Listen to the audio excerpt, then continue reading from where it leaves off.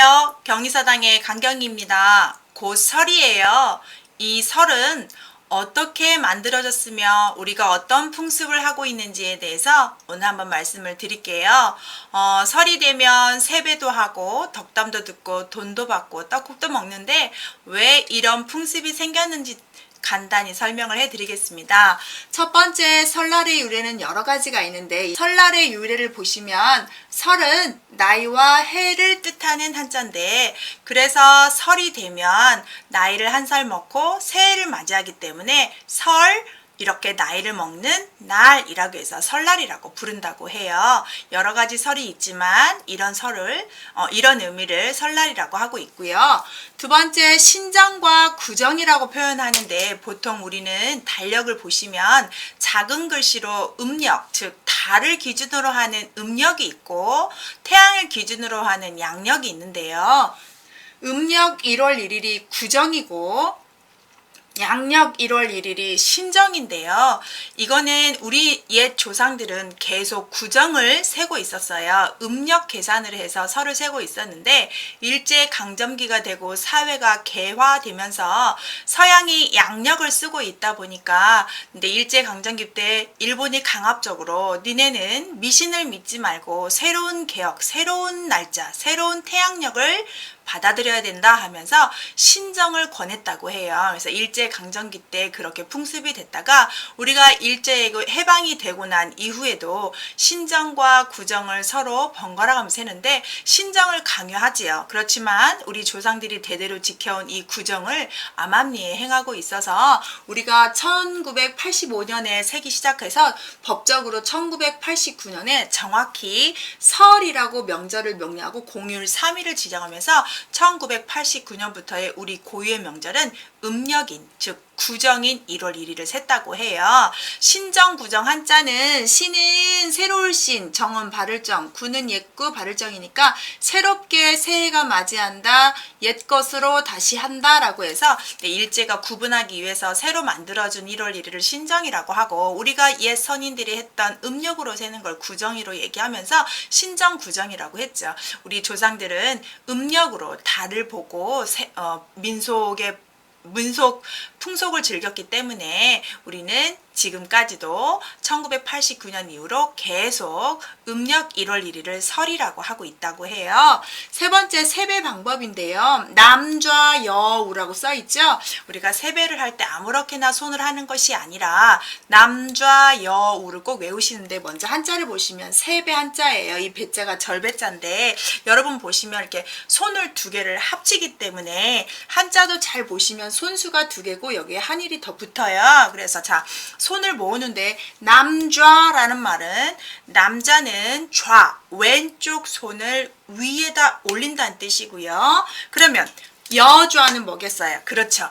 여자는 오른쪽 손을 위로 올려서 하기 때문에 세배법에서 남좌여우, 외우실 때 이렇게 하면 돼요. 남자는 여우를 좋아해, 이렇게 외우시면 좀 편하긴 한데요. 남좌여우. 자, 다시 그러면 남자는 어떻게 하냐, 남자 손은 좌니까 왼손을 오른쪽 위에 올린 후에 세배를 하기 위해서 머리까지 올린 다음에 왼발부터 굽혀요. 왼발, 오른발에서 절을 한 후에 일어날 때는 오른발, 왼발 일어나서 이렇게 손을 올리고 목례를 하고 세뱃돈과 덕담을 듣지요. 그럼 여자는 어떻게 하느냐? 자, 한복을 곱게 입고 여우라고 했으니까 오른손을 위로 올린 다음에 어깨 높이까지만 올린 후에 똑같이 왼발 오른발 굽히고 절을 한 후에 다시 오른발 왼발 하면서 어깨 높이까지 손 올리고 자, 이렇게 목례를 하고 덕담을 듣지요.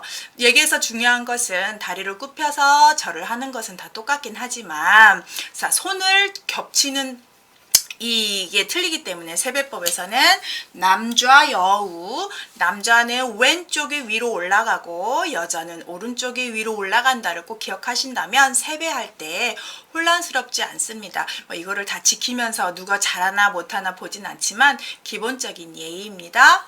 네 번째 세뱃돈과 덕담인데 이렇게 세배를 한 후에 세뱃돈을 받고 덕담을 듣는데요. 광복 이후에 경제 발전 이후에 우리 풍속으로 되고 있다고 하는데 원래 중국에서 가져온 풍습이에요. 그래서 중국은 붉은색을 좋아해서 붉은색 봉투에다 돈을 넣어서 윗사람이 아랫사람한테 부자를 기원하면서 돈을 주는 풍습을 우리나라가 경제 발전하고 난 이후에 이제 광복이 지난 이후에 암암리에 중국 풍습을 그대로 따라하면서 돈을 주는 걸로 인해서 이렇게 돈을 받으면 부자가 될 거라고 믿어서 그 다음부터는 이렇게 세뱃돈을 주면서 덕담을 했지요. 건강하여라, 좋은 말 하여라. 우리가 덕담을 할 때 상대방이 듣고 기분 좋은 말을 했을 때가 제일 좋겠죠. 아픈 곳은 얘기하지 않고요. 그래서 세뱃돈과 덕담의 기원은 부자인데 그 부자에 다시 강조하기 위해서 떡국을 먹는데요. 떡국은 보통 흰색을 먹잖아요. 그래서 깨끗하게 새롭게 하여라는 의미가 있고 동그란 모양으로 썰어서 먹는 이유는 엽전 모양을 본뜬 한자에서 이것도 똑같이 떡국에 들어간 이 가래떡을 돈 모양으로 생각하고 많이 먹으면 먹은 만큼 부자가 된다고 해서 왜 떡국을 나의 수만큼 먹어라 그 개수를 나이만큼 먹어라 이렇게 얘기하는 건 무리일 수는 있지만 의미는 돈 모양인 떡 모양을 많이 먹어서 어떻게 해라 부자 되라 이런 뜻으로 먹었다고 하고요. 마지막에 떡국을 먹을 때 육수를 내서 고명을 얹어서 먹는데 그 옛날에는 소고기가 상당히 비싸기 때문에 닭을 잡아요. 닭을 잡기도 하고 꿩을 잡기도 하는데 꿩과 닭 중에 뭐가 더 비싸고 귀할 것 같아요? 맞아요. 꿩이 비싸요. 근데 훨씬 꿩고기로 고명을 넣어서 육수를 내면 맛있었다고 해요. 소고기는 아예 생각도 못했고 그래서 우리 옛말에 꿩 대신 닭이라는 말이 있죠. 그 말은 떡국을 끓여서 고명을 얹을 때 꿩고기를 하면 좋겠지만 너무 비싸고 귀하기 때문에 닭을 잡아서 해도 되겠다 해서 어떤 대체식품, 대체로 했을 때 두 번째 차선책으로 선택했을 때 우리가 꿩 대신 닭이다 라는 말이 나오는데 이게 떡국에서 유래된 말이라고 합니다. 자, 오늘은 설날을 맞이해서 며칠 앞두고 제가 이런 영상을 올리는데 여러분 만나서 좋은 이야기하고 세배하고 덕담 듣는데 기본적인 예의를 좀 안다면 좋겠죠. 그래서 설날이 신정과 구정으로 나눠진 이유 세배할 때 남좌 여우 기억하시고 세뱃돈과 덕담과 떡국은 다 부자를 기원하기 위해서 하는 행위라는 걸 좀 알고 계신다면 좀 유익하고 유식한 설날이 되지 않을까 싶습니다. 여러분께 도움이 되셨다면 좋아요, 구독 눌러주시고요. 다음 시간에 만나요. 다시 한번 새해 복 많이 받으세요. 안녕하세요. 경리사당의 강경입니다. 명절이 돌아옵니다. 명절이 돌아오면 친인척이 모이게 되는데요. 친인척이 많이 왔을 때 오랜만에 보기 때문에 그분이 누구인지 나와는 촌수가 어떻게 되는지 잘 모르는 경우가 있어요. 그래서 오늘은 촌수에 대해서 말씀을 드리겠습니다. 촌수 계산하는 법, 친척을 어떻게 불러야 되는지, 결혼했을 경우에 처가와 친가에 우리 친인척을 어떻게 호칭을 해야 되는지에 대해서 한번 영상을 올리겠습니다. 첫 번째, 촌수 계산법의 제일 중요한 것은 세로로 가면 1촌, 가로로 가면 2촌인 것이 제일 중요하고요. 나를 중심으로 움직인다는 것만 보시면 됩니다. 먼저 내가 있어요. 그러면 내가 나를 낳아준 사람이 부모고요. 우리 부모님을 낳아준 사람이 할머니 할아버지를 조부모라고 하지요. 할머니 할아버지를 낳아주신 분을 증조부모라고 하고 할아버지 할머니의 또 이 부분을 낳는 거 고조부모라고 하는데 나를 중심으로 세로로 가기 때문에 나와 부모는 1촌이고요. 또 다시 내 부모의 할아버지 할머니까지 나의 할머니 할아버지까지 가면 1촌이어서 더하기를 하면 됩니다. 그래서 나와 할머니 할아버지는 2촌이 되는 거고요. 그 다음 내 할머니 할아버지의 위에 부모인 상할머니 상할아버지는 나와 몇 촌이에요? 세로로 가니까 하나 둘 셋 이렇게 가서 3촌이 되겠습니다. 가로로 갈 때는 두 개를 더하기 때문에 나의 부모님의 이모와 외삼촌이 있어요. 이모와 외숙부를 나와 계산하면 가로로 갈 때는 두 개를 가기 때문에 나와 부모 1촌 가로로 두 개를 가서 이모와 외숙부를 계산하면 삼촌이 되고요. 이모와 외숙부가 아기를 낳아요. 그러면 나와는 하나. 자, 한 번 갔죠? 여기까지 3 됐어요. 다시 1 더하면 나와 사촌이에요. 그래서 이모의 애들은 이종이라고 하고 외삼촌의 애들들은 외종이라고 해서 외종사촌, 이종사촌이라고 부르게 되고요. 자, 이제 아빠 쪽으로 가겠습니다. 아빠의 작은아버지, 큰아버지가 있어요. 숙부들과 고모가 있는데 똑같아요. 가로로 가기 때문에 더하기 1을 하니까 삼촌. 이분들이 아이를 낳으면 나와 사촌이라고 해서 작은아버지의 형제는 종사촌, 고모는 내종사촌 이렇게 표현을 하면 되겠습니다. 자, 내가 이제 자녀를 낳지요. 그러면 내 부모님은 할머니, 할아버지가 되기 때문에 내 자녀들은 나와 1촌, 부모님까지 가면 2촌 관계가 되는 거죠. 제일 중요한 건 세로로 가는 건 1촌, 가로로 가는 건 2촌인 것만 아시면 되는데요. 근데 우리가 어려운 게 뭐 사돈의 8촌까지 다 모였다 이런 말을 하잖아요. 8촌을 한번 찾아보겠습니다. 자, 나의 부모님이 있고 부모님인데 나의 할아버지, 할머니도 형제간이 있을 거 아니에요. 그래서 자, 갔더니 그분들을 증조부라고 하는데 짧게 말하면 큰 할아버지, 큰 할머니가 되겠죠. 자, 이분들이 아기를 낳으면 우리 엄마, 아빠와 사촌지간이 되는데 나는 거기에서 하나를 더하기 때문에 5촌이 되고요. 아빠와 사촌지간, 엄마와 사촌지간 분들이 아기를 낳게 되면 6촌이 되고 그분들의 자녀가 아기를 낳으면 7촌이 되고 손주를 낳으면 8촌이 돼서 할아버지 계열로 가서 사촌이 하고 있어요. 자, 할아버지의 할머니의 이제 형제가 아닌 큰 할아버지, 작은 할아버지가 아기를 낳으면 당숙인데 이 당숙은 우리 아버지, 어머니와 학렬이 같고요. 근데 이거 다 남자 기준으로 하고 있어요. 이 당숙이 아기를 낳으면 제종 형제, 그 아들들이 다시 아기를 낳으면 제당질, 삼종손인데 제가 초록색으로 한 거를 보시면 할아버지 조를 써서 조가 들어가면 조부모와 같은 학렬이라는 뜻이고요. 숙자가 들어가면 이렇게 숙자가 들어가기 때문에 우리 부모님과 같은 학렬이 되고 여기서 나와 학렬이 같은 것은 이렇게 형자가 들어가서 육촌이 되면 내 자녀와 학렬이 같으면 질자가 됩니다. 그래서 우리 질부라고 하죠. 이 대당질이 아이를 낳으면 내 자녀와 같은 학렬이 아닌 나의 기준, 내 자녀의 아들, 나의 손자 계열과 같이 됩니다. 그래서 우리가 이제 여기까지가 좀 어렵긴 한데 외우는 법은 자, 조자가 들어가면 할아버지 계열, 숙자가 들어가면 아버지 학렬, 형자가 들어가면 나와 같은 학렬, 질 들어가면 내 자녀와 같은 학렬, 손이 들어가면 손자와 같은 학렬을 구분합니다. 그래서 우리가 사돈의 8촌이다 하면 일단 나의 8촌이에요. 이게 지금 나의 8촌들인데 정리를 하면 자, 촌수에서는 세로로는 1촌, 가로로는 2촌이 됩니다. 나 기준으로 해서 우리 부모와 1촌, 할머니, 할아버지 올라가서 1촌 계속 하나씩 더하면 되고요. 가로로 가면 2를 더하게 되는데 우리 부모 형제 자매를 내가 2해서 다 3촌이 돼서 외갓집이어서 외삼촌 아니면 그냥 삼촌 또는 작은아버지 이렇게 부르게 되는 거죠. 자, 이 분들이 아기를 낳았을 때 나와 사촌 형제들이 되는 거고요. 이제 우리 할아버지와 형제들이 있는데 큰 할아버지 계열부터 보면 나와 사촌이 되고 그 다음 그분의 자녀가 나와 5촌, 그 자녀들이 아기를 낳으면 나와 같은 학렬이 되면서 6촌, 그분들의 손주가 7촌, 그 자녀가 7촌, 그 다음 내 자녀가 아기를 낳아서 손자가 되는 것처럼 해서 8촌까지 되는데 이 초록색은 조숙, 형질, 손이라는 계열을 따라서 이렇게 하게 됩니다. 그런데 요즘은 이렇게 대가족이 아니어서 이거를 다 지키진 않지만 제일 중요한 건 내가 촌수를 따질 때 나를 기준으로 하고 세로로 1촌, 가로로 2촌이다. 여기까지 기억하시면 되겠습니다.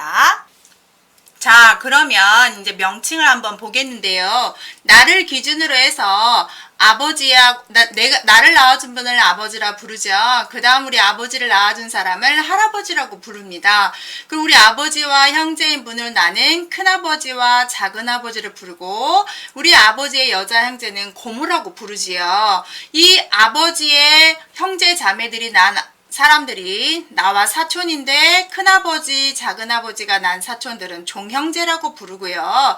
고모가 난 아이들은 내종사촌이라고 부른다고 합니다. 그리고 이 형제들이 장가를 가고 시집을 가서 나면 나의 자녀와 같은 학렬인 종질, 내종질이라고 부르고요.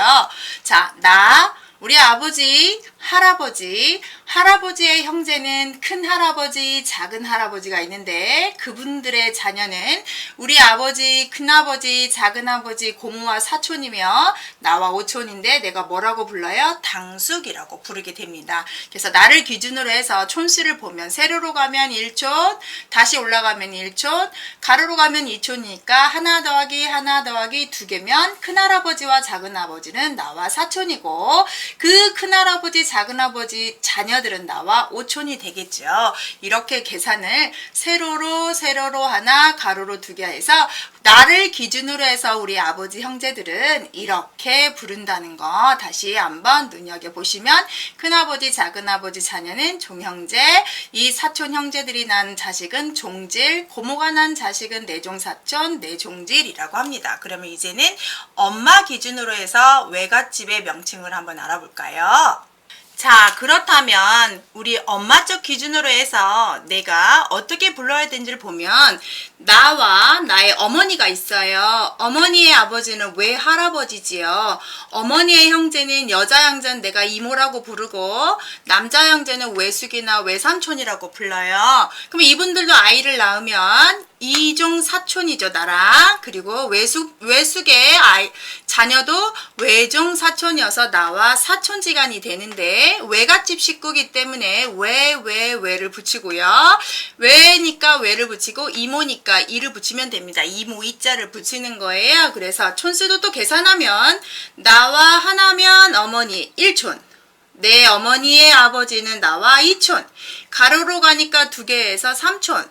여기 삼촌이죠? 그래서 이 자녀들은 나와 1을 더해야 되니까 이종 사촌에서 사촌지간이 되는 거죠. 그래서 아버지 기준과 어머니 기준으로 내가 어떻게 불러야 되는지를 한번 보았고요.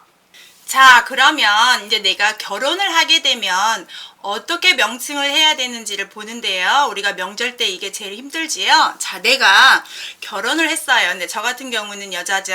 자, 내 남편의 식구들을 불러야 되는데 내 남편의 형이 있을 수 있고 남동생이 있을 수 있어요.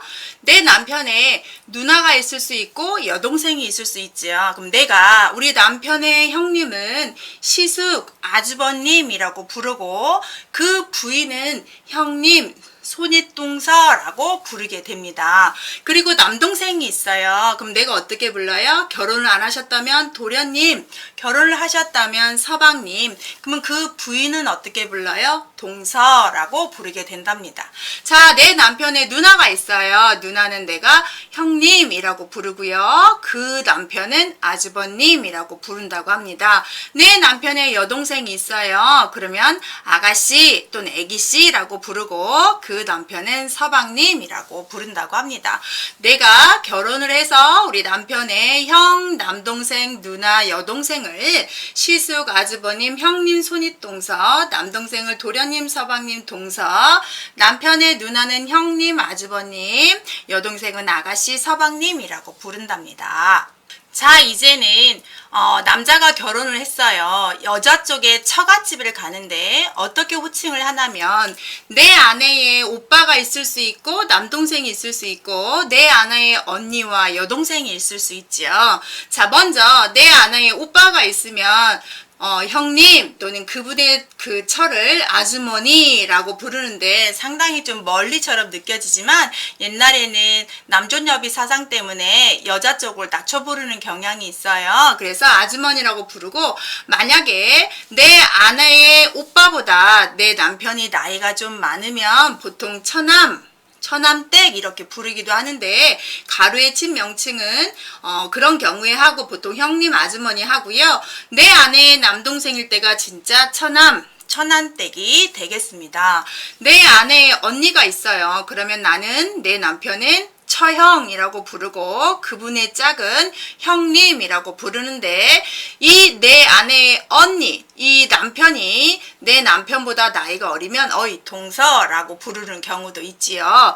내 아내의 여동생은 당연히 처제라고 부르는데 이 처제의 남편은 동서라고 부르는데요. 똑같이 동서지요. 그런데 여동생의 남편이 나이가 어리게 되면 뭐뭐 서방, 이서방, 권서방, 박서방 이렇게 부른다고 합니다. 그래서 아내의 처갓집을 가게 되면 아내의 오빠는 형님, 아주머니, 아내의 남동생은 처남, 처남댁이라고 부르고요. 아내의 언니는 처형, 형님이라고 부르며 여동생은 처제, 동서라고 부른다고 합니다.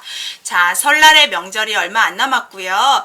여러분이 친인척이 만나서 처음 결혼해서 오는 식구가 있다든지 새로운 식구를 맞이할 때 또는 호칭을 정리해야 했을 때 참고가 되는 영상이 되었으면 좋겠습니다. 오늘은 촌수를 계산하고 친척 호칭은 처가와 친가 호칭은 어떻게 되었는지를 알아보았고요. 여러분 이런 영상을 계속 보고 싶다면 구독, 알림 설정 해주시고 좋아요도 눌러주세요. 새해 복 많이 받으세요.